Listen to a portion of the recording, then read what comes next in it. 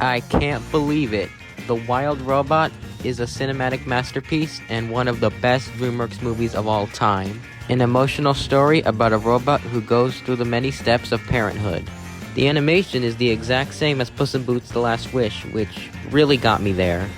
When I saw the trailers for this film, I knew it was going to be good, but I didn't know it was going to be, amazing.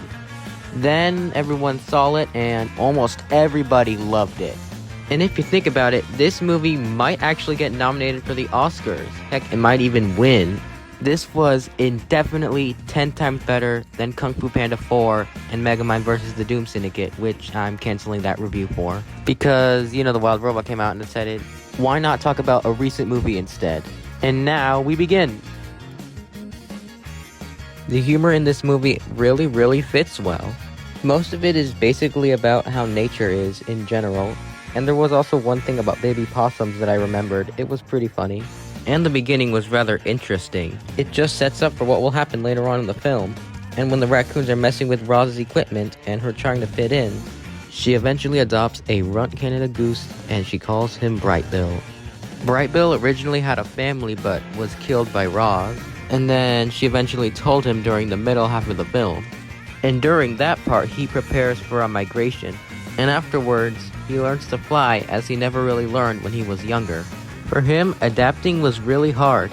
He grew up with a robot mother who had a hard time fitting in with everyone and was assisted by a fox named Fink, who, like Roz, didn't adapt well either.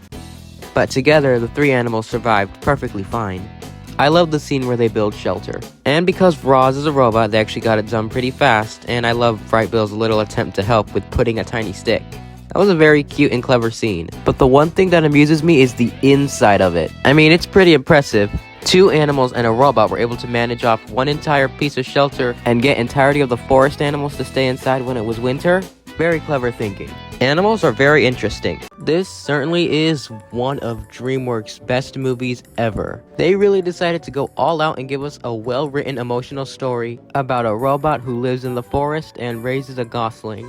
I look forward to what DreamWorks will release next. And that, of course, is the Dogman movie.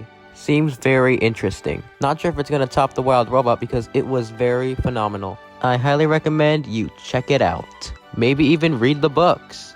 And so, Wild Robot deserves to win the Oscar for Best Animated Feature, and I give it a 10 out of 10.